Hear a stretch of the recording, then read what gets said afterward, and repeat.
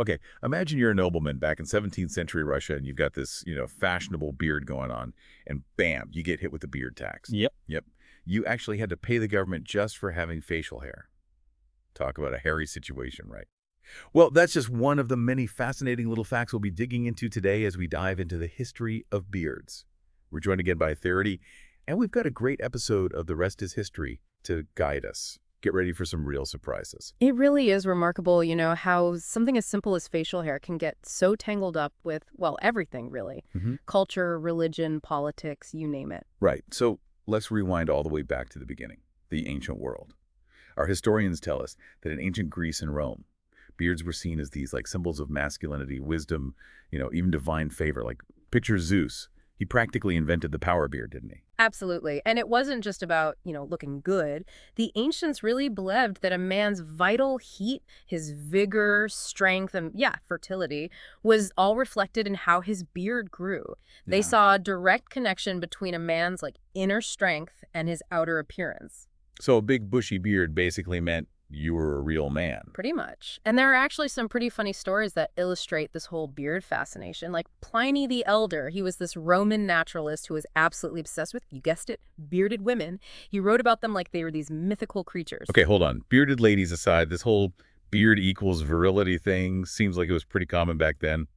But then things change in the early medieval period. Suddenly, it's all about the clean-shaven face, especially among the clergy.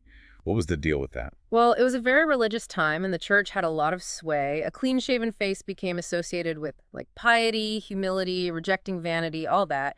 It was about showing this pure, almost angelic image. So, less warrior king, more monk. But let's be real. Shaving back then couldn't have been easy. Oh, absolutely not. Just imagine trying to shave with a bronze knife or a small axe. You'd either need a servant to do it or visit a barber surgeon who... Oh, and by the way, they also pulled teeth and did minor surgeries. Not exactly a spa day. Talk about high stakes. A bad shave could mean way more than just a little nick. Yeah. And speaking of the medical side of beards, there's this really interesting person, Hildegard von Bingen. She was this 12th century German abbess who was also a leading scholar of natural history. And she had some pretty interesting theories about how beards grow. Ah, yes, Hildegard von Bingen. She believed that beard growth was directly linked to a man's hot breath, which, according to the medical beliefs at the time, was also linked to fertility. Hot breath and fertility. Yeah. That's a combo you don't hear every day. It does sound strange now, but it actually makes sense if you think about the humoral theory. That was the dominant medical paradigm in medieval Europe. It basically said that the body was governed by these four humors: blood, phlegm, yellow bile, and black bile. And keeping them balanced was essential for health. And a man's breath was thought to reflect this balance. So hot breath was a sign of virility and fertility. So Hildegard's theory, while it sounds a little out there, was actually based on the science of her time. Exactly. It's a good reminder that scientific knowledge is always evolving. What seems strange to us today was once considered cutting edge. That's a good point. Okay, so by the High Middle Ages, beards are back in style, especially among powerful figures like Edward III. But then you have guys like Henry V, who is famously clean-shaven. It's like this constant back and forth between beards as worldly power versus spiritual purity. Absolutely. It's a theme you see throughout history. And as we get to the 16th century, boom, beards are everywhere. It's the Renaissance, and everyone's rocking facial hair. It really was a beard explosion. Historians estimate that bearded men outnumbered clean-shaven ones 10 to 1 in portraits from this period. 10 to 1. That's a serious beard trend. Yeah. And it makes you wonder, did the Reformation have anything to do with this? After all, you have big figures like Martin Luther with some pretty impressive beards. That's a question that's been debated by historians for ages. Did the Reformation directly influence beard fashion? It's hard to say for sure, but it's definitely an interesting connection to consider. So on one hand, you have these powerful bearded figures like Luther challenging the status quo. And on the other, you have the rise of Puritanism, which was all about a clean-shaven look. Right. And the Puritans were definitely not fans of beards. They saw them as a sign of vanity, a distraction from spiritual purity. They even compared beards to soot or excrement, basically a waste product that should be removed. So by Elizabethan England, you have this whole spectrum of beard styles and meanings. Soldiers with their spade beards, courtiers with their Van Dyke beards. It's almost like a secret language. Exactly. It shows how even something like facial hair can be a form of communication. It tells you about a person's identity and their place in society. And speaking of conveying meaning, we can't forget Shakespeare. In his plays, beards are almost a given for male characters, and he uses them to explore all these big themes like masculinity, honor, even the disruption of natural order. Absolutely. Think about the bearded witches in Macbeth. Their facial hair shows that something's not right, the natural order's been flipped. It's amazing how he takes something as simple as a beard and gives it such deep meaning. But then as we head into the 17th century, beards start to lose popularity. It's like a fashion mystery. There's not much explanation for why this happened. It's true. The 17th century beard decline is a bit of a puzzle, but as we get into the 18th century, there's a definite shift in cultural values that probably played a role. This is the Age of Enlightenment, a time of reason, logic, scientific inquiry. And clean-shaven faces fit into that worldview. Exactly. Beards, which had once been a sign of strength and virility, came to be seen as rough, primitive, even unhygienic. They just didn't fit the image of the refined, civilized gentleman.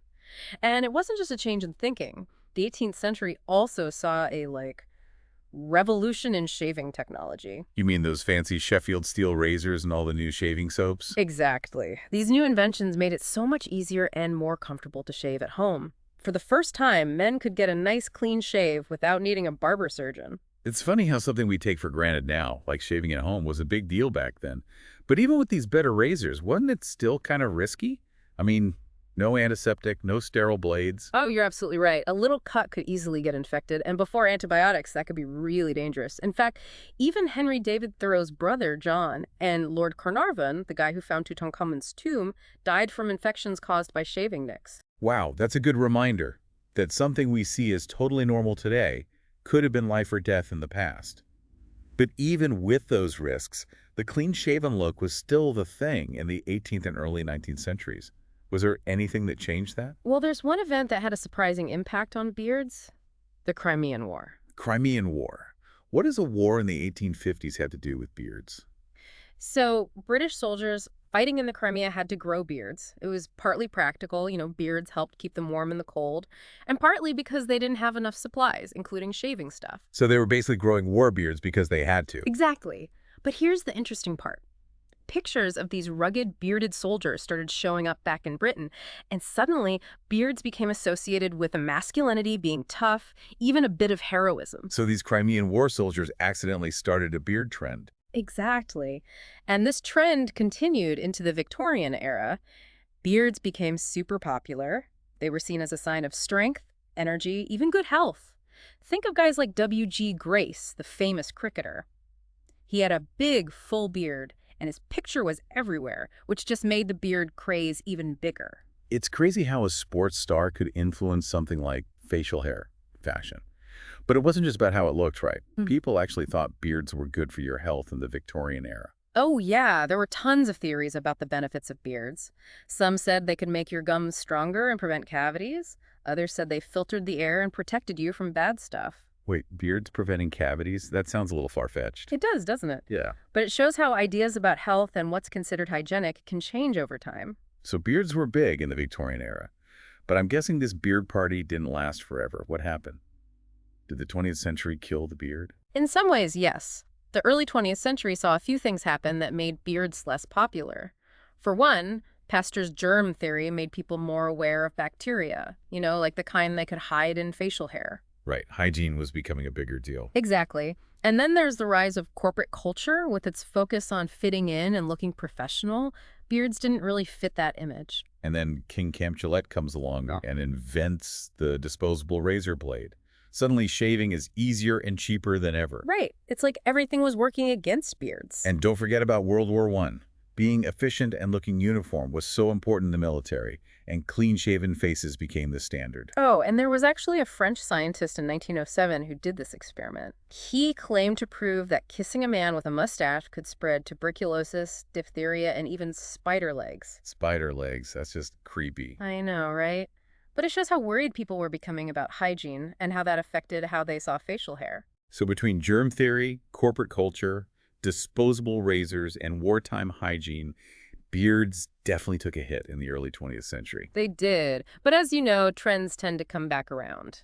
So when did beards start making a comeback? Was it the counterculture movement of the 1960s? Yeah, I think that's a big part of it. The 60s were all about rejecting the mainstream and embracing individuality. Right. Beards, which had kind of been associated with nonconformity between the wars, became this symbol of rebellion. So the beard was like a badge of honor for anyone challenging the establishment. Exactly. And let's not forget the Beatles. They started growing out their facial hair in the late 60s, and by Sgt. Pepper, bam, full beards. It was a huge change from their early clean-cut days. Yeah, it was a big deal. Mm. And it totally changed pop culture. Suddenly beards were cool again. And it wasn't just the Beatles. Think about other figures from that era, like Fidel Castro, Che Guevara, Jimi Hendrix. They all had these iconic beards that became symbols of their revolutionary spirit. So from being seen as kind of freakish between the wars to becoming a symbol of rebellion in the 60s, beards really went through a transformation. They did. And that connection to nonconformity and counterculture still influences how we see beards today. Right, just look at guys like Jeremy Corbyn and Prince Harry. They both have pretty prominent beards. The Economist even called Corbyn's beard a countercultural badge of defiance. It's interesting how something as simple as a beard can still have so much meaning. And that's what's so cool about history. It's full of these twists and turns.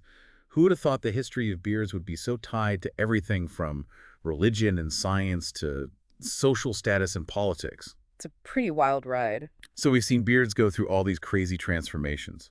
Symbols of power, piety, rebellion, even hygiene risks.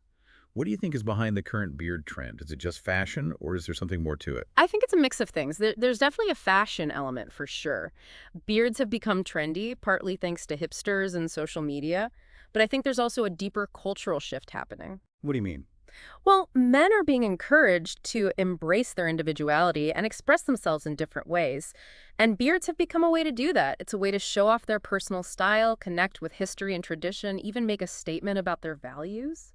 That's interesting that you mentioned history and tradition. It seems like there's a bit of nostalgia going on with the current beard trend, like a longing for a simpler time. I think you're right. In a world that's so fast-paced and tech-driven, beards can be a way to connect with something more real, more natural. Right, it's like rejecting that clean-shaven corporate look that was so big in the 20th century. It's a way of saying, I'm not afraid to be a little rough around the edges. Exactly. And there's that element of rebellion, too, like we talked about before. Beards can be a way to challenge what it means to be masculine and express a more individual sense of self. So from ancient symbols of virility to modern expressions of individuality, beards have come a long way. But before we wrap up, I'm curious, what are your personal thoughts on beards?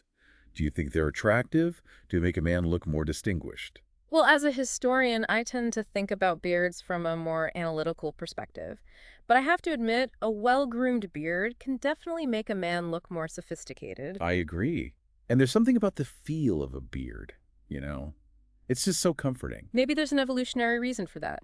Some anthropologists think beards evolved as a way for men to show dominance. So the bigger the beard, the more intimidating the man. Possibly. A full beard can definitely make a man's jaw look bigger and stronger, which might be seen as a sign of masculinity. That makes sense. But I also think beards can be really attractive. They can add a sense of mystery, ruggedness, even a bit of danger. Absolutely. Some studies show that beards can be seen as a sign of maturity and good health, which can make a man more attractive to potential partners. So it seems like there's a lot going on. Biology, culture, fashion, personal preference. It's no wonder we're still so fascinated by beards. It really is fascinating, and I think the biggest takeaway is that beards are more than just hair. They reflect our history, our culture, and who we are as individuals. That's a great point. So to our listeners, we encourage you to keep exploring this amazing world of beards. Next time you see someone with a beard, take a second to think about the stories it might be telling. What cultural influences have shaped its style? What personal choices and beliefs does it reflect? And don't be afraid to experiment with your own facial hair. After all, as we've seen, beards can be a really powerful way to express yourself. Great advice. So until next time, keep on diving deep. And keep those beards growing.